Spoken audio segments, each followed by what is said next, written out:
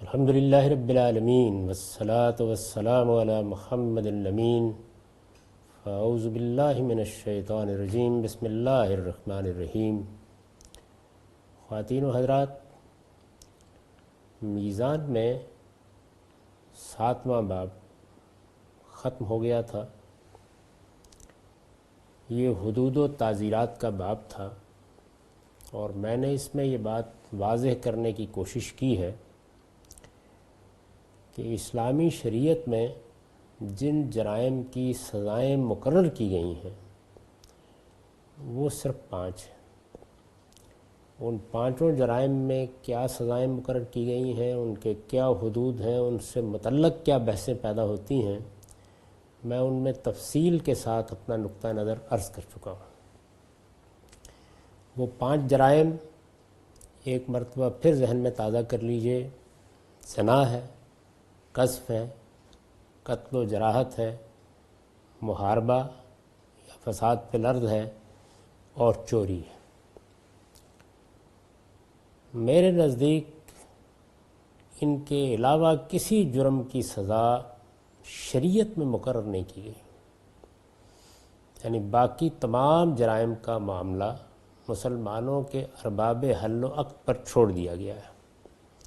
یہ ان کا کام ہے کہ وہ ان میں کوئی قانون سازی کریں، کسی جرم کے بارے میں قانون کی گرفت میں لانے کا طریقہ اختیار کریں، کسی کو محض نصیحت پر چھوڑ دیں، دور حاضر کے تقاضوں کے لحاظ سے اس کی کوئی سزا مقرر کریں، سزا وہی مقرر کریں جو مثال کے طور پر ماضی میں رہی ہے، یا بعض فقہا اس کو تجویز کرتے ہیں یا اس میں کوئی تبدیلی کر دیں۔ اس میں وہ کسی چیز کے پابند نہیں ہیں۔ چنانچہ یہ فرق بھی واضح کرنے کی میں نے کوشش کی ہے کہ خود رسالت مآب صلی اللہ علیہ وسلم نے، خلفائے راشدین نے بعض مجرموں کو سزائیں دی ہیں، لیکن وہ سزائیں شریعت کی سزاؤں کے طور پر نہیں دی گئیں۔ نظم حکومت قائم ہے، جس طرح اجتہاد کا ہم کو حق حاصل ہے ان کو بھی حاصل تھا، اس کے تحت دی گئیں۔ اس کی حقیقت ابھی واضح ہو جائے گی۔ ہمارے فقہا اس فہرست میں، یعنی ان 5 سزاؤں کے ساتھ اس فہرست میں وہ جن سزاؤں کا اضافہ کرتے ہیں، میں اس وقت ان کے بارے میں تفصیل کے ساتھ اپنا نقطہ نظر عرض کر رہا ہوں۔ یہ مباحث کچھ میری کتاب برہان میں اور کچھ مقامات میں موجود ہیں، انہی کو میں آپ کے سامنے پیش کروں گا۔ سب سے پہلے شراب نوشی کو لیجیے۔ شراب نوشی کی سزا ہمارے ہاں حدود میں شامل کی جاتی ہے۔ اس وقت ریاست پاکستان میں جو حدود آرڈیننس نافذ ہے اس میں بھی یہ سزا بیان کی گئی ہے۔ اس کو شریعت کی سزا سمجھا جاتا ہے، لیکن یہ حقیقت ہے کہ یہ سزا نہ قرآن مجید میں بیان ہوئی ہے، نہ رسالت مآب صلی اللہ علیہ وسلم نے تعین کے ساتھ اس کو شریعت کی سزا کی حیثیت سے مسلمانوں کو دیا ہے۔ دونوں ہی چیزیں نہیں ہیں۔ چنانچہ میں نے اس پر برہان میں جو کچھ لکھا ہے، ایک نظر اس پر ڈال لیجئے۔ میں نے لکھا ہے کہ شراب نوشی کی یہ سزا سیدنا عمر فاروق رضی اللہ عنہ نے اپنے دور خلافت میں مسلمانوں کے حکمران کی حیثیت سے ان کے ارباب و حل و عقد کے ساتھ مشورے سے مقرر کی ہے، یعنی یہ سرے سے کوئی شریعت کی سزا نہیں ہے۔ شریعت کی سزا تو اسی وقت قرار پائے گی جب اسے قرآن مجید بیان کرے، رسالت مآب صلی اللہ علیہ وسلم اس حیثیت سے اس کا نفاذ کریں۔ دین کا تنہا ماخذ محمد الرسول اللہ صلی اللہ علیہ وسلم کی ذات والا صفات ہے۔ اس وقت جب آپ حدود کا باب فقہ میں پڑھتے ہیں تو آپ کو معلوم ہوتا ہے کہ شراب نوشی کے لیے 80 کوڑے کی حد مقرر کی گئی ہے۔ میں یہ عرض کر رہا ہوں کہ ایسا کچھ نہیں ہوا۔ یہ 80 کوڑے کی سزا رسول اللہ صلی اللہ علیہ وسلم نے مقرر نہیں کی۔ یہ سزا پہلے خلیفہ راشد سیدنا ابو بکر صدیق رضی اللہ عنہ نے بھی نافذ نہیں کی۔ اس سزا کی ابتدا 80 کوڑے کی سزا کی ابتدا سیدنا عمر فاروق رضی اللہ عنہ کے دور سے ہوئی ہے، اور انہوں نے باقاعدہ ارباب حل و عقد کے مشورے سے اس کو مقرر کیا ہے۔ یعنی ایسا نہیں ہے کہ اس میں قرآن مجید کے کسی حکم کی تعبیر کی گئی ہے، رسالت باب صلی اللہ علیہ وسلم کے کسی فیصلے کو سمجھا گیا ہے، یہ اسی طریقے سے مقرر کی گئی ہے جس طرح کہ اب بھی ہم اپنی پارلیمنٹ میں مختلف جرائم کی سزائیں مقرر کریں گے۔ دین کے فہم میں یہ بہت ضروری ہے کہ اس کو ہر آمیزش سے پاک کر کے پیش کیا جائے۔ یعنی اس میں بہرحال خلفائے راشدین کو ایک حکومت چلانی تھی، رسالت مآب صلی اللہ علیہ وسلم بھی ایک نظم حکومت چلاتے رہے ہیں، تو اس حیثیت سے بھی بہت سے فیصلے کرنے تھے، ان فیصلوں کو الگ کیا جائے گا۔ اور یہ ایسا نہیں ہے کہ یہ کوئی الٹپ کام ہے، اس کے بڑے واضح، بڑے قطعی، غیر مبہم دلائل ہوتے ہیں جن کی بنیاد پر معلوم ہو جاتا ہے۔ شراب نوشی کی سزا میں ابھی آپ دیکھ لیں گے۔ اس کی تاریخ یہ ہے کہ رسول اللہ صلی اللہ علیہ وسلم کے زمانے میں جو شخص اس جرم میں یعنی شراب نوشی کے جرم میں گرفتار ہو کر آتا تھا، اسے بالعموم جوتے، لات، مکے، بل دی ہوئی چادروں کے سونٹے اور کھجور کے سنٹے مارے جاتے تھے۔ یعنی یہی چیزیں ہو سکتی ہیں کہ ایک قبائلی معاشرے میں لوگوں کو کہا گیا کہ اچھا اس کو کچھ تادیب کر دی جائے۔ جیسے قرآن مجید نے جب زنا کے بارے میں ابتدائی سزا بیان کی ہے تو یہ فرمایا کہ ان کو ایذا دی جائے، یعنی کچھ مار پیٹ کی جائے۔ اب ایذا کیا دی جائے اس کو لوگوں پر چھوڑ دیا۔ تو شراب نوشی کے معاملے میں بھی رسول اللہ صلی اللہ علیہ وسلم کے زمانے میں بس ایذا دی جاتی تھی۔ اس کی صورتیں جو روایتوں میں بیان ہوئی ہیں وہ یہ ہے، یعنی کبھی یہ ہے کہ چلیے 2-4 جوتے لگا دیجئے، کوئی لات مکے سے کچھ تادیب کر دیجئے، کوئی بل دی ہوئی چادر کا سونٹا ہے ہاتھ میں پکڑا ہوا ہے اس سے کچھ پٹائی کر دیجئے۔ اسی نوعیت کی چیزیں تھیں جو حضور کے زمانے میں ہو جاتی تھیں۔ یہ بات سمجھنی چاہیے کہ حکومت یا ریاست کے نظم میں جو فیصلے کیے جاتے ہیں وہ اجتہادی فیصلے ہوتے ہیں، اور ان فیصلوں میں اس وقت کا تمدن، اس وقت کے حالات یہ اثر انداز ہوتے ہیں۔ ایک قبائلی معاشرہ ہے، اس میں اور طریقے سے معاملہ کیا جائے گا۔ آج کے دور کی منظم ریاست ہے، اس میں بالکل دوسرے طریقے سے معاملہ کیا جائے گا۔ یہ دین کا مسئلہ نہیں ہے۔ جس طرح سے میں یہ بات واضح کرنے کی کوشش کر چکا ہوں کہ شریعت میں جن جرائم کی سزائیں مقرر کی گئی ہیں وہ سزائیں دینے کے لیے جرم ثابت کیسے ہوگا، یہ شریعت کا مسئلہ نہیں ہے۔ اس کو فقہ نے متعین کرنے کی کوشش کی ہے، یعنی ہمارے فقہا نے اس میں کچھ اجتہادات کیے ہیں، کچھ نظائر کی روشنی میں اپنا نقطہ نظر بیان کیا ہے، لیکن ان میں سے کوئی چیز بھی شریعت نہیں ہے۔ اگر ایک زمانے میں آپ قسامہ کے طریقے سے قتل کے جرم کا فیصلہ کر لیتے تھے تو کیا آج بھی کریں گے؟ ممکن نہیں ہے۔ 2 گواہ ہونے چاہیے، بہت اچھی بات ہے، نہیں ملتے تو کیا شریعت نے پابند کر دیا ہے؟ یا شریعت میں جن جرائم کی سزائیں مقرر کر دی گئی ہیں ان کے لیے یہ کوئی طریقہ ہے؟ قسم کھائی جائے گی، کیا شریعت نے اس کا پابند کیا ہے؟ اس طرح کی کوئی چیز بھی نہیں ہے۔ یہ تمام تر فقہ ہے، یعنی اجتہادات ہیں، اپنے زمانے کے حالات سے کیے گئے ہیں۔ دور حاضر میں اس بات جرم کی بہت سی صورتیں پیدا ہو گئیں، اور وہ صورتیں زیر بحث آئیں گی، ان کے بارے میں ماہرین تجزیہ کریں گے۔ اگر یہ معلوم ہو جاتا ہے کہ فلاں اور فلاں چیز جرم کو آخری درجے میں ثابت کر دیتی ہے، جس کو قانونی اصطلاح میں کہتے ہیں کہ بیانڈ ڈاؤٹ، یعنی کوئی شک باقی نہیں رہا، تو ہم سزا دیں گے۔ اس سے مستثنیٰ صرف زنا ہے، یعنی زنا میں چونکہ اللہ تعالیٰ نے حکم دیا ہے سزا دینے کا، وہ جرائم کی اس کیٹیگری میں نہیں آتا جس کو انسان خود سمجھتا ہے، یعنی اس میں ایسا نہیں ہوا کہ کسی نے استغاثہ کیا ہے۔ تو زنا بالرضا کے معاملے میں یہ بالکل درست ہے کہ اللہ تعالیٰ یہ کہتے ہیں کہ اس میں 4 گواہ لائیے، کیونکہ وہاں منشا کیا ہے، وہاں شریعت کا منشا ہے، اس لیے قانون سازی خود کر دی ہے۔ وہ منشا یہ ہے کہ پردہ ڈالا جائے، عیب کو چھپایا جائے۔ یہ جرم ایسا نہیں ہے کہ جس کو آپ نمایاں کریں۔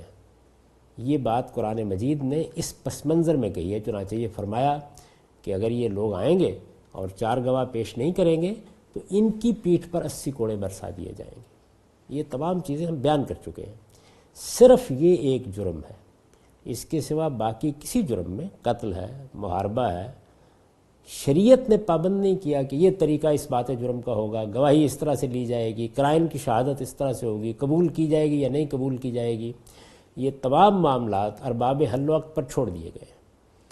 اس زمانے میں اگر ڈی این اے ٹیسٹ آخری درجے میں کسی جرم کا اس بات کر دیتا ہے تو کوئی وجہ نہیں ہے کہ اس کی بنیاد پر کسی کا حق نہ دلوایا جائے، لیکن یہ سب ان جرائم میں ہوگا جن جرائم میں آپ حق دلواتے ہیں، جن میں کوئی استغاثہ لے کے آتا ہے۔ ریپ کا معاملہ بھی یہی ہے، یعنی اس کی نوعیت زنا بالرضا کی نہیں ہے۔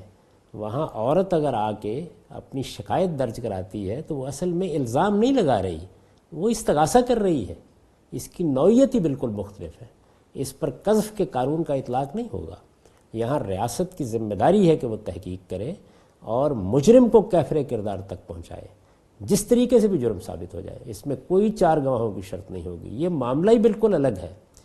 تو اس وجہ سے یہ سمجھ لینا چاہیے کہ جس طرح یہاں یہ معاملہ ہے، اسی طریقے سے شراب نوشی کے معاملے میں بھی کوئی قانون شریعت نے نہیں بنایا۔ رسول اللہ صلی اللہ علیہ وسلم کے زمانے میں عام طریقہ اختیار کیا جاتا تھا کہ بس ٹھیک ہے، کچھ سزا دے دینی چاہیے، اس کے سوا کچھ نہیں تھا۔ اس میں جو طرز عمل نبی صلی اللہ علیہ وسلم کا سامنے آتا ہے وہ یہ بتا رہا ہے کہ یہ شریعت کا مسئلہ نہیں ہے، یعنی ایک حکمران کی حیثیت سے سد ذریعہ میں بھی قانون سازی کی جاتی ہے۔ مثال کے طور پر اس وقت ہم نے سد ذریعہ ہی کے اصول پر ٹریفک کے قوانین بنا رکھے ہیں اور بہت سے قوانین بنا رکھے ہیں۔ ان قوانین میں ہم سزائیں بھی دیتے ہیں، جرمانے بھی کرتے ہیں، بعض موقعوں کے اوپر قید بھی کر دیتے ہیں۔ اس طرح کے بہت سی چیزیں ہوں گی، ریاست کا ہاتھ باندھ نہیں دیا گیا۔ شریعت کے جرائم وہی 5 ہیں۔ تو میں نے لکھا ہے کہ سیدنا ابو بکر صدیق رضی اللہ عنہ نے اس کے لیے باقاعدہ 40 کوڑے کی سزا مقرر کی، یعنی یہ پہلا موقع تھا کہ اب یہ دیکھیے نا کہ ایک ریاست بن رہی ہے، قبائلی زندگی سے اوپر اٹھ کر وہ ایک منظم ریاست کے سانچے میں ڈھل رہی ہے۔ تو رسالت مآب صلی اللہ علیہ وسلم کے زمانے میں کیا صورتحال ہے؟ سیدنا ابو بکر صدیق اس کی تنظیم مزید محکم کر رہے ہیں، تو انہوں نے ایک باقاعدہ سزا مقرر کر دی، 40 کوڑے۔ ظاہر ہے کہ یہ بھی ان کا اجتہاد ہے، اس کا بھی شریعت سے کوئی تعلق نہیں ہے۔ اور سیدنا عمر نے اپنے دور خلافت میں جب یہ دیکھا کہ لوگ اس جرم سے باز نہیں آتے تو اسے 80 کوڑے میں بدل دیا۔ یہ بھی بالکل اسی طرح ہوا جس طرح ہم اپنی پارلیمنٹ میں قانون سازی کرتے ہیں، یعنی مطالعہ کیا جاتا ہے کہ اچھا اتنی سزا مؤثر نہیں ہو سکی، یہ فلاں جرم پر یا ٹریفک کے فلاں قانون کی خلاف ورزی پر 10,000 روپے جرمانہ کیا جاتا تھا، لوگ اس کو معمولی بات سمجھتے ہیں، تو ہم یہ کہتے ہیں کہ جرمانے کی مقدار بڑھا دیجئے، 2 ماہ کی قید تھی 6 ماہ کر دیجئے۔ یہ سب چیزیں اس وقت بھی دنیا بھر کی پارلیمنٹوں میں ہوتی ہیں، قانون سازی کی جاتی ہے، بالکل اسی طریقے سے ہوا یہ معاملہ، یعنی اس میں شریعت سرے سے زیر بحث نہیں۔ چنانچہ دیکھیے یہ بدایت المجتہد کا اقتباس ہے، اس میں اس کی تاریخ ابن رشد نے چند جملوں میں سمیٹ دی ہے۔ وہ یہ کہتے ہیں کہ فعمدۃ الجمہور تشاور عمر والصحابہ لما کثر فی زمانہ شرب الخمر و اشارت علی علیہ بأن یجل الحد 80 قیاسا علی حد الفریہ فإنه كما قیل عنہ رضی اللہ عنہ اذا شرب سکر و اذا سکر حذا و اذا حذا افطرا۔ جمہور کا مذہب اس معاملے میں صحابہ کرام کے ساتھ سیدنا فاروق کی مشاورت پر مبنی ہے، جو اس وقت ہوئی جب ان کے زمانے میں لوگ کچھ زیادہ شراب پینے لگے۔ یعنی یہ دیکھیے یہ کیا الفاظ ہیں، ایک جلیل القدر فقیہ خلاصہ بیان کر رہا ہے کہ جمہور کا مذہب یہ 80 کوڑے یہ کہاں سے پیدا ہوا ہے؟ قرآن مجید کی کسی آیت سے، اس کی تعبیر سے نہیں، رسالت مآب صلی اللہ علیہ وسلم کے کسی متعین حکم سے ہرگز نہیں۔ وہ یہ کہتے ہیں کہ یہ کہاں سے پیدا ہوا؟ یہ جب حضرت عمر کے زمانے میں لوگ زیادہ شراب پینے لگ گئے تو صحابہ کی مشاورت پر مبنی ہے، اور اس میں بالخصوص سیدنا علی کا ذکر کرتے ہیں۔ وَإِشَارَةُ عَلِي عَلَيْهِ بِأَنْ يُجْعَلَ الْحَدُّ 80 قِيَاسًا عَلَى حَدِّ الْفِرْيَةِ، اور سیدنا علی نے مشورہ دیا کہ حد قذف پر، قذف کی سزا قرآن میں 80 کوڑے بیان ہوئی ہے۔ یہ مسئلہ زیر بحث ہے صحابہ میں کہ لوگ زیادہ شراب پینے لگ گئے ہیں، 40 کوڑے کی سزا مؤثر نہیں ہو رہی، شراب نوشی کو روکنے میں مؤثر نہیں ہو رہی، تو کیا سزا میں اضافہ کر دیا جائے؟ مشورہ ہوا، ظاہر ہے سبھی لوگوں نے کچھ نہ کچھ مشورہ دیا ہوگا، اس کی زیادہ تفصیلات ہمیں معلوم نہیں ہیں، لیکن سیدنا علی کے بارے میں بیان کیا جاتا ہے کہ انہوں نے یہ مشورہ دیا کہ اس کی سزا حد قذف پر قیاس کر کے مقرر کرنی چاہیے۔ قذف کی سزا ہم پڑھ چکے ہیں کہ وہ 80 کوڑے ہے، تو انہوں نے یہ فرمایا کہ 40 کوڑے کی سزا کو 80 کوڑے میں تبدیل کر دیا جائے، حد قذف پر قیاس کرتے ہوئے اس کی سزا بھی 80 کوڑے مقرر کر دی جائے۔ چنانچہ بیان کیا جاتا ہے کہ اس کے استدلال میں انہوں نے فرمایا، یعنی انہوں نے اس کے لیے جو دلیل دی، ایسا کیوں کیا جائے کہ اسے حد قذف پر قیاس کیا جائے، تو انہوں نے جو دلیل دی وہ یہ تھی کہ اذا شربا سکرا و اذا سکرا حذا و اذا حذا افطرا، یہ جب پیے گا تو مدہوش ہوگا، اور مدہوش ہوگا تو بکواس کرے گا، اور بکواس کرے گا تو دوسروں پر جھوٹی تہمتیں بھی لگائے گا۔ تو انہوں نے فرمایا کہ چونکہ یہ صورتحال اس میں پیدا ہو جاتی ہے تو اس وجہ سے اس کو بھی حد قذفی پر قیاس کر کے 80 کوڑے کر دینا چاہیے۔ یہ مشورہ انہوں نے دیا، یہ استدلال انہوں نے پیش کیا۔ یعنی استدلال میں بھی ایسا نہیں ہے کہ سیدنا علی رضی اللہ عنہ نے کوئی قرآن کی آیت پیش کی ہے، رسالت بآب صلی اللہ علیہ وسلم کا کوئی حکم بیان کیا ہے، اس طرح کی کوئی بات نہیں ہوئی۔ انہوں نے یہ استدلال کیا کہ شراب پی کے چونکہ مدہوشی میں عام طور پر لوگ تہمتیں لگا دیتے ہیں، تو یہ اسی طرح کا جرم ہے، اس سے ملتی جلتی صورتحال ہے، اس وجہ سے یہاں بھی وہی سزا مقرر کر دی جائے۔ میں نے لکھا ہے کہ اس سے واضح ہے کہ یہ شریعت ہرگز نہیں ہو سکتی۔ اس زمین پر قیامت تک کے لیے یہ حق صرف محمد الرسول اللہ صلی اللہ علیہ وسلم کو حاصل ہے کہ وہ کسی چیز کو شریعت قرار دیں، اور جب ان کی طرف سے کوئی چیز شریعت قرار پا جائے تو پھر صدیق و فاروق بھی اس میں کوئی تغیر و تبدل نہیں کر سکتے۔ یعنی اگر یہ شریعت ہوتی اور اس کو شریعت کے طور پر لیا جاتا تو پھر کوئی تبدیلی نہیں ہو سکتی تھی۔ یعنی اگر کوئی آدمی یہ اصرار کرے کہ رسالت مآب صلی اللہ علیہ وسلم کے زمانے میں بھی آخر چلیے لات مکے سونٹے سنٹوں کے ذریعے سے سزا دی جاتی تھی تو یہ شریعت ہے، تو پھر اگر یہ شریعت ہے تو سیدنا صدیق کو کوئی حق نہیں تھا کہ اس میں ادنیٰ درجے کی تبدیلی کرے۔ اور اگر سیدنا صدیق نے 40 کوڑے سزا مقرر کی تھی اور یہ سمجھ کر کی تھی کہ یہ رسالت مآب صلی اللہ علیہ وسلم کے کسی حکم کی پیروی ہے، تو سیدنا عمر یہ حق کیسے رکھ سکتے ہیں کہ وہ اس میں تبدیلی کر دیں، اور سیدنا علی کیسے استدلال کر سکتے ہیں؟ اس وجہ سے ان میں سے کوئی چیز بھی ممکن نہیں ہے۔ یہ اگر شریعت ہوتی تو نہ سیدنا صدیق اسے 40 کوڑوں میں تبدیل کرتے اور نہ سیدنا فاروق ان 40 کو 80 میں بدلتے۔ اس صورت میں یہ حق ان میں سے کسی کو بھی حاصل نہیں تھا۔ لہٰذا یہ بالکل قطعی ہے کہ حضور صلی اللہ علیہ وسلم نے اگر شراب نوشی کے مجرموں کو پٹوایا تو شارع کی حیثیت سے نہیں، یعنی شریعت دینے والے کی حیثیت سے نہیں، بلکہ مسلمانوں کے حکمران کی حیثیت سے پٹوایا۔ ہمارے ہاں جو لوگ دینی علوم میں بہرا نہیں رکھتے، وہ جب اس طرح کی بات ان کے سامنے بالاجمال آتی ہے تو یہ کہتے ہیں کہ یہ کیسے معلوم ہوگا، پھر تو جس کا جی چاہے گا جو جی چاہے گا کر دے گا، تو یہ ایسے معلوم ہوگا۔ یعنی یہ دلائل ہیں جن کی بنیاد پر پھر ہم بالکل ٹھیک نتیجے پر پہنچ جاتے ہیں۔ دین کا معاملہ روز روشن کی طرح واضح ہے۔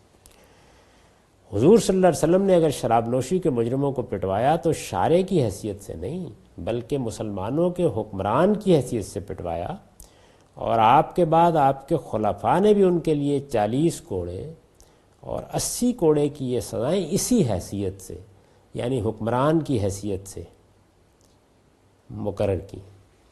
چنانچہ ہم پورے اطمینان کے ساتھ یہ کہتے ہیں کہ یہ کوئی حد نہیں، یعنی یہ کوئی سرے سے شریعت کی سزا ہی نہیں، بلکہ محض تعزیر ہے، جسے مسلمانوں کا نظم اجتماعی اگر چاہے تو برقرار رکھ سکتا۔ یعنی آپ چاہیں کہ ہم بھی 80 کوڑے کی سزا دیں گے تو بہت اچھی بات ہے، جاری رکھیے، لیکن شریعت کا حکم سمجھ کر نہیں۔ یعنی پارلیمنٹ مطمئن ہو گئی کہ اس وقت بھی یہی سزا ہونی چاہیے، برقرار رکھیے، اور چاہے تو اپنے حالات کے لحاظ سے اس میں تغیر و تبدل کر سکتا۔ شراب نوشی ممنوع ہے، یہ حرام ہے، اس کے بارے میں قرآن مجید کے الفاظ حرمت سے بھی زیادہ سخت ہیں، رجسم من عمل الشیطان، یہ گندا شیطانی کام ہے۔ زیر بحث شراب سے متعلق کوئی دوسرا نقطہ نظر نہیں ہے، سزا دینی ہے، اور کیا دینی ہے، جرم قرار دینا ہے۔ تو میں یہ عرض کر رہا ہوں، اور بہت غور سے اس کو سن لیجئے، کہ اس کو جرم قرار دیا جائے یا نہ دیا جائے، یہ بھی اجتہادی معاملہ ہے۔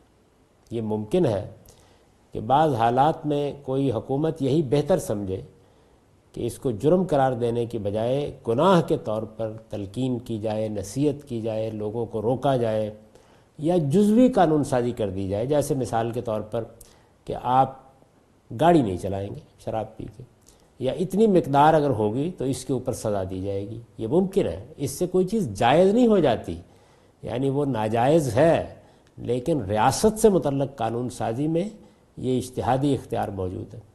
اس سے آگے نہیں، ہر حال میں اس پر سزا دی جائے گی، اسے جرم قرار دیا جائے گا، حق حاصل ہے، جرم قرار دیجئے۔ اس کی وجہ یہ ہے کہ اس کے اندر وہ چیز موجود ہے جس کی بنیاد پر کسی چیز کو جرم قرار دیا جاتا ہے۔ یہ اس فرد کے لیے جو کچھ نقصان دہ، دوسروں کے لیے بھی بہت خطرے کا باعث بن جاتی ہے۔ جب آدمی مدہوش ہوگا تو وہ کچھ بھی کر سکتا ہے، تو اس وجہ سے سد ذریعہ کے اصول پر اس کو جرم قرار دیا جا سکتا ہے، اس کی سزا مقرر کی جا سکتی۔ سزا مقرر کرنے میں بھی اختیار ہے، اور سزا کیا مقرر کی جائے اس میں بھی اختیار ہے۔ یہ اس صورتحال کے ہے۔ اس وجہ سے میں نے اس کو میزان میں مجھے دین بیان کرنا ہے، جو کچھ ہے ہر آمیزش سے پاک کر کے، چنانچہ وہاں اس کا کوئی ذکر نہیں ہے، کوئی تنقید بھی میں نے نہیں کی، یہ ایک الگ بحث ہے۔ تو اس وجہ سے شراب نوشی کی کوئی سزا شریعت میں مقرر نہیں کی گئی۔ دوسری چیز کیا ہے؟ دوسری چیز ارتداد ہے، یعنی یہ بات کہ اگر کسی شخص نے اسلام چھوڑ دیا ہے، مسلمان تھا، پیدائشی مسلمان تھا، یا مسلمان ہوا اور اس کے بعد اس نے اسلام کو چھوڑ دیا، تو اس کو اصطلاح میں ارتداد کہا جاتا ہے۔ ارتداد یا ردہ، یعنی آدمی پلٹ گیا، وہ دین میں آیا اور لوٹ گیا، تو ارتداد کی کیا کوئی سزا ہے؟ کیا یہ قابل سزا جرم ہے؟ اور سزا ہے تو کیا ہے؟ ہمارے فقہا یہ کہتے ہیں کہ یہ جرم ہے، قابل سزا جرم ہے، اور اس کی سزا موت ہے، یہ کہتے ہیں۔ اب اس میں ظاہر ہے کہ کئی سوالات پیدا ہوتے ہیں۔ ایک سوال تو یہ پیدا ہوتا ہے کہ قرآن مجید قتل کے بارے میں، یہ بات ہم میزان کی تدریس میں واضح کر چکے ہیں، قتل کے بارے میں بہت صراحت کے ساتھ یہ بیان کرتا ہے کہ یہ سزا صرف دو ہی صورتوں میں دی جا سکتی ہے، یعنی کسی کو قتل کرنا، کسی کو موت کے گھاٹ اتار کرنا۔ موت کی سزا، کیپٹل پنشمنٹ، صرف دو ہی صورتوں میں ہو سکتی ہے۔ ایک یہ کہ قصاص میں قتل کیا جا رہا ہے، اس کے حدود شرائط زیر بحث آ چکے ہیں۔ دوسری چیز یہ کہ محاربہ یا فساد فی الارض کے تحت یہ سزا دی جائے، وہاں قرآن نے بیان کر دیا اس سزا کو، اور یہ بتا دیا ہے کہ یہ ان صورتوں میں دی جا سکتی ہے، اس کی بھی ہم تفصیل کر چکے ہیں۔ ان دونوں جرائم میں موت کی سزا دی جا سکتی ہے، بعض صورتوں میں دی جائے گی، اس کے علاوہ کسی صورت میں بھی موت کی سزا نہیں دی جا سکتی۔ ایک تو یہ سوال ہے، یعنی ایک تضاد پیدا ہوتا ہے قرآن کے بیان میں اور فقہا کی اس رائے میں۔ دوسرے یہ ہے کہ عقلی اور علمی لحاظ سے بھی یہ بات کسی طرح سمجھ میں نہیں آتی۔ اللہ تعالیٰ قرآن مجید میں یہ اعلان کر رہے ہیں کہ انہوں نے لوگوں کے معاملے میں کوئی جبر روا نہیں رکھا، یعنی دین کے مسئلے میں ان کو آزادی دی ہے۔ وہ قیامت میں پوچھیں گے، مواخذہ ہوگا، ہر شخص کو جتنا علم دیا ہے اس کی بنیاد پر وہ ماخوذ ہوگا، جنت اور جہنم کے فیصلے ہوں گے، اور کفر شرک پر ابدی جہنم کی سزا ہو سکتی ہے۔ یہ سب باتیں قرآن نے بیان کر دی ہیں، لیکن اس دنیا میں جب آپ یہ کہتے ہیں تو جو یہ قانون ہے کہ اللہ نے دین میں کوئی جبر روا نہیں رکھا، اور جگہ جگہ یہ بیان کیا ہے قرآن مجید میں کہ اے پیغمبر، اگر ہم لوگوں کو لانا چاہتے ایک ہی دین پر تو یہ ہمارے لیے کچھ مشکل نہیں تھا، لیکن ہم نے دنیا جس اسکیم پر بنائی ہے یہ اس کے خلاف ہوتا۔ چنانچہ اعلان کر دیا کہ قد تبین الرشد من الغی، ہدایت گمراہی سے بالکل الگ ہے، اور لا اکراہ فی الدین، دین کے معاملے میں خدا نے کوئی جبر روا نہیں رکھا۔ خدا نے کوئی جبر روا نہیں رکھا تو ظاہر ہے کہ ہم کیسے روا رکھ سکتے ہیں؟ یہ دوسرا سوال جو پیدا ہو جاتا ہے۔ تیسری چیز یہ ہے کہ اس کے نتیجے میں ہم دنیا کے ساتھ معاملہ کیسے کریں؟ یعنی ہمیں تبلیغ کرنی ہے، ہمیں دعوت دینی ہے، ہمیں دوسرے لوگوں کو کہنا ہے کہ وہ دین میں آئے، تو ہر آدمی اپنا دین چھوڑ کے آئے گا۔ تو اس کے نتیجے میں تو ایسی صورتحال پیدا ہو جائے گی کہ ہم تو تبلیغ بھی کریں، ہم لوگوں کو کنورٹ بھی کریں، ہم دنیا بھر میں جا کر لوگوں کو اسلام کی دعوت دیں اور اس پر اللہ کا شکر ادا کریں کہ اللہ تعالیٰ نے کسی کو ہدایت دے دی، لیکن ہمارے ہاں اگر کوئی آدمی تبلیغ کرنا چاہے، دعوت دینا چاہے، تو ہم یہ کہیں کہ نہیں، اگر کوئی آدمی اسلام کو چھوڑے گا تو ہم اسے موت کے گھاٹ اتار دیں گے۔ اس کے بعد یہی نہیں ہے، اس سے ایک منافقین کا طبقہ آپ اپنے اندر پیدا کر رہے ہیں، یعنی خدا کی اسکیم بھی آپ نے الٹ دی، منافقین کا ایک طبقہ بھی پیدا کیا۔ خدا کو، اسلام کو اس کی کیا ضرورت ہے؟ یعنی اس نے دنیا اس اصول پر بنائی ہے کہ اس کی جنت کے لیے جو منتخب ہونا چاہتا ہے آزادی رائے کے ساتھ ہو۔ قرآن نے اس کو بیان کیا کہ من شاء فلیؤمن من شاء فلیکفر۔ تو کس وجہ سے، کس بنیاد پر یہ بات کی جائے گی؟ چنانچہ پھر اس کی بہت توجیحات لوگوں نے کرنے کی کوشش کی ہے۔ دور حاضر میں ایک نقطہ نظر وہ تھا جو مولانا سید اللہ صاحب مودودی نے اپنی کتاب مرتد کی سزا میں اختیار کیا۔ انہوں نے فقہا کی رائے کو مان کر یہ کہا کہ اصل میں اسلام ایک اسٹیٹ ہے، یعنی وہ ریاست ہے، تو جس طرح ریاست سے بغاوت کی سزا دی جاتی ہے، اسی طرح جب کوئی شخص اسلام کو چھوڑتا ہے تو ہم اس کو ہائی ٹریزن کا مجرم قرار دیں گے اور یہ سزا دیں گے۔ یہ بات بالکل سمجھ میں نہیں آتی۔ اسلام ریاست کس طرح ہے؟ ایک مذہب ہے، ایک دعوت ہے، ایک پیغام ہے، اس کی ریاست یا اس کے قانون کی بنیاد پر اگر کوئی ریاست بن گئی ہے تو ریاست سے بغاوت کے کچھ معنی ہوتے ہیں۔ یعنی کوئی آدمی ریاست کے خلاف سازش کرتا ہے، محاربہ اختیار کرتا ہے، تو محاربے کی سزائیں ہمارے ہاں موجود ہیں، لیکن ایک شخص مذہب چھوڑ رہا ہے، یعنی وہ پرامن طریقے سے اسلام کو چھوڑ کر مسیحیت اختیار کر رہا ہے، کوئی اور مذہب اختیار کر رہا ہے، تو یہ کیسے ہائی ٹریزن ہو گئی؟ کیا اگر میں پاکستان کی شہریت چھوڑ دوں تو یہ ہائی ٹریزن ہوگی؟ یا کوئی اور آدمی اپنے ملک کی شہریت چھوڑ دے؟ اس وقت تو دنیا بھر کے ممالک اس کی آزادی دے رہے ہیں، اور یہ آزادی رہنی چاہیے۔ اس کی وجہ یہ ہے کہ انسان پر یہ پابندی کیسے لگائی جا سکتی ہے؟ تو سچی بات یہ ہے کہ وہ ایک جلیل القدر عالم تھے، لیکن یہ استدلال کبھی سمجھ میں نہیں آیا۔ اسی نوعیت کی بعض چیزیں بعض لوگ بیان کرتے ہیں۔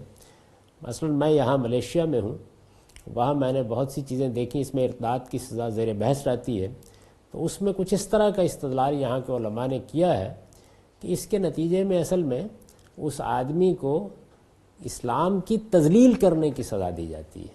اس نے مسلمانوں کی تذلیل کی ہے، مسلمانوں کی تحقیر کی ہے۔ یہ بھی کیا استدلال ہے؟ یعنی ایک شخص نے دلیل کی بنیاد کے اوپر ہوشمندی کے ساتھ یہ خیال کیا کہ مجھے کوئی دوسرا مذہب اختیار کرنا ہے اور وہ برحق ہے۔ ہم اپنے دین کو جیسا بھی برحق مانتے ہوں، لیکن اس نے یہ فیصلہ کر لیا۔ باطن میں کیا ہے یہ ہم نہیں جانتے۔ اس میں تذلیل کہاں سے ہو گئی؟ یعنی کیا جب کوئی مسیحی مسیحیت کو چھوڑ کر اسلام قبول کرتا ہے تو وہ مسیحی قوم کی تذلیل کرتا ہے؟ اگر یہی ہے تو پھر ہمیں ان کو بھی مشورہ دینا چاہیے کہ یہ تذلیل آپ نہ کرائیں اور آپ بھی اس کے لیے سزائیں مقرر کر دیں۔ تو یہ واقعہ ہے کہ ایک ایسی بات ہے کہ کسی پہلو سے بھی اس کا آپ جائزہ لیجئے، اس کی کوئی کل ٹھیک نہیں بیٹھتی۔ یہ میں نے پس منظر کی طرف اشارہ کیا۔ اس کے بعد دیکھیے کہ میں نے اس پر کیا لکھا ہے اور یہ بتایا ہے کہ اس کی نوعیت کیا ہے۔ ارتداد کی سزا کا یہ مسئلہ، یہ برہان ہے، ارتداد کی سزا کا یہ مسئلہ محض ایک حدیث کا مدعا نہ سمجھنے کی وجہ سے پیدا ہوا ہے۔ یعنی یہ مسئلہ ہی کیسے پیدا ہوا؟ ایک حدیث ہے، قرآن میں جگہ جگہ آپ دیکھیے ارتداد کا ذکر ہے۔ ایسے ارتداد کا ذکر ہے کہ لوگ صبح ایمان لاتے اور شام کو کفر کا اعلان کر دیتے۔ یہ ذکر ہے کہ وہ ایمان لاتے پھر کفر اختیار کرتے، پھر ایمان لاتے پھر کفر اختیار کرتے۔ ہر جگہ اس کے لیے اخروی سزا بیان ہوئی ہے، کوئی ذکر، کوئی اشارہ موجود نہیں ہے دنیوی سزا کا۔ قرآن مجید میں ایسی کوئی چیز نہیں ہے۔ حدیث میں ایک بات بیان ہوئی ہے اور وہی اس کا ماخذ بن گئی ہے۔ ارتاد کی سزا کا یہ مسئلہ محض ایک حدیث کا مدعا نہ سمجھنے کی وجہ سے پیدا ہوا ہے۔ ابن عباس کی روایت سے یہ حدیث بخاری میں اس طرح نقل ہوئی ہے، من بدل دینہ فاقتلوہ، جو شخص اپنا دین تبدیل کرے اسے قتل کر دو۔ اب یہ ظاہر ہے کہ تعمیم کا اسلوب ہے، اگر آپ لفظ پر اصرار کریں تو پھر تو یہ ہے کہ جو شخص بھی دنیا میں دین تبدیل کرے، بدھ مت چھوڑے، ہندو مت چھوڑے، اس کو بھی قتل ہونا چاہیے، یعنی گویا اسلام کا قانون یہ ہوگا۔ تو یہ روایت ہے جس روایت سے یہ ارتداد کی سزا کا مسئلہ ہمارے فقہاء نے اخذ کیا ہے۔ یہ روایت کیا ہے، اس میں ذرا تھوڑی دیر کے لیے اپنے ذہن میں ان مباحث کو تازہ کر لیجئے جو میں نے رجم کی سزا کے معاملے میں میزان کی تدریس کے دوران کی۔ میں نے یہ عرض کیا تھا کہ اگر کوئی چیز قرآن بیان کرے گا تو قرآن مجید اللہ تعالیٰ کی کتاب ہے، ایک کتاب کی طریقے سے اس کو ترتیب دیا گیا ہے، وہ اپنا ایک سیاق سباق رکھتی ہے۔ اس نے چوری کی سزا بیان کی ہے، اس نے زنا کی سزا بیان کی ہے، ہم اس کو سمجھ سکتے ہیں، پڑھ سکتے ہیں، جان سکتے ہیں کیا نوعیت ہے اس کے دلائل دیتا ہے، یہ بتاتا ہے کہ یہ سزا کیوں مقرر کی گئی ہے، تو وہاں ہر چیز بالکل واضح ہوتی۔ لیکن روایت کا معاملہ یہ نہیں ہوتا، یعنی روایت میں کیا ہوتا ہے، روایت میں اصل میں کسی چیز کا اطلاق کیا جا رہا ہوتا ہے۔ تو یہ دیکھنا چاہیے کہ روایت ہمارے سامنے آ جائے کہ اس کا قرآن سے کیا ریلیشن ہے۔ یعنی ہمارے ہاں تو ترتیب یہ بن گئی کہ قرآن کو حدیث سے سمجھا جائے گا، یعنی قرآن مجید تو اپنا مدعا واضح نہیں کر سکتا، اس کو بیان نہیں کر سکتا، اس میں بڑا ابہام ہے، اس میں تو جگہ جگہ اشکالات پیش آتے ہیں، حدیث البتہ بتائے گی کہ اس کا مطلب کیا ہے۔ معاملہ اس کے بالکل برعکس ہے۔ قرآن عربی مبین میں واضح ترین کتاب ہے، محکم آیات کے ساتھ اپنا مدعا بیان کرتی ہے، اپنے نقطہ نظر کی خود تفصیل کرتی ہے، ادنا درجے میں کسی دوسری چیز کی محتاج نہیں ہے۔ حدیث اس کی محتاج ہے کہ اس کو قرآن کی روشنی میں سمجھا جائے۔ چنانچہ حدیث کو سمجھنے کے لیے یہ ضروری ہوگا کہ ہم یہ دیکھیں کہ یہ قرآن سے کہاں ریلیٹ کر رہی ہے، اس لیے کہ فریم ورک وہی ہے، یعنی جو 4 کارنرز ہیں وہ قرآن نے متعین کر دیے ہیں، ان کے اندر دیکھیں۔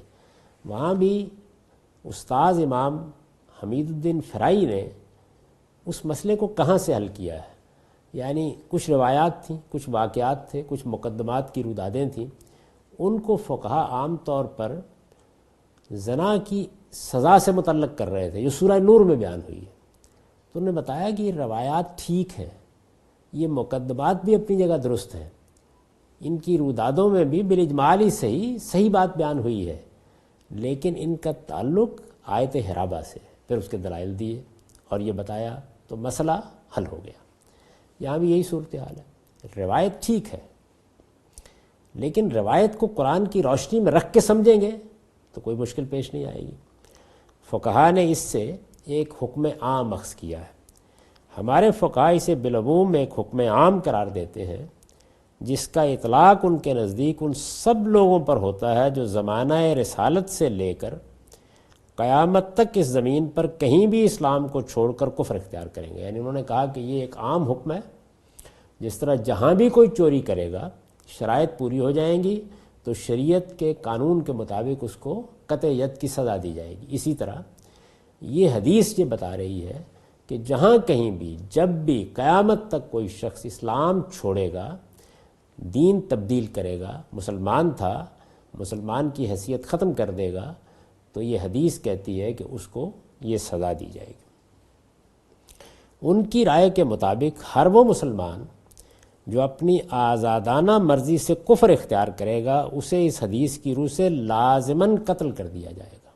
یہ فقہا کا مذہب ہے، یعنی وہ پہلے حدیث بیان کرتے ہیں، من بدل دینہ فاقتلوہ، پھر اس سے یہ قانون اخذ کرتے ہیں، اور یہی قانون ہے جس کا میں نے ذکر کیا ہے، جس کی مدافعت دور حاضر میں لوگوں نے اپنے اپنے استدلال سے کی ہے۔ یہ فقہائی کا ترتیب دیا ہوا قانون ہے۔ اس معاملے میں ان کے درمیان اگر کوئی اختلاف ہے، یعنی سب متفق ہیں، کوئی اختلاف ہے تو بس یہ کہ قتل سے پہلے اسے توبہ کی مہلت دی جائے گی یا نہیں، اور اگر دی جائے گی تو اس کی مدت کیا ہونی چاہیے، یعنی اس طرح کی تفصیلات میں اختلاف ہے۔ رہ گئی یہ بات کہ سزا دی جائے گی، اس پر متفق ہیں، اور سزا قتل کی ہوگی۔ فقہائے احناف البتہ عورت کو اس حکم سے مستثنا قرار دیتے ہیں۔ یہ دیکھیے اب یہ حدیث کا فہم ہے، یعنی من بدل دینہ فقتلوہ میں پہلی بات کیا ہوئی کہ اس کا تعلق صرف اسلام چھوڑنے سے ہے، حالانکہ روایت میں یہ بات نہیں ہے۔ دوسری کیا ہے، فقہائے احناف اسے عورت سے متعلق ہی نہیں قرار دیتے۔ ان کے علاوہ باقی تمام فقہاء اس بات پر متفق ہیں کہ ہر مرتد کی سزا، خواہ وہ عورت ہو یا مرد، اسلامی شریعت میں قتل ہے۔ یہ ہے اس معاملے میں فقہاء کا موقف۔ اس موقف میں کیا غلطی ہے، روایت کو سمجھنے میں کیا غلطی ہوئی ہے، اس پر اگلی نشست میں گفتگو کریں گے۔ اقول قولی ھذا واستغفر اللہ لی ولکم ولسائر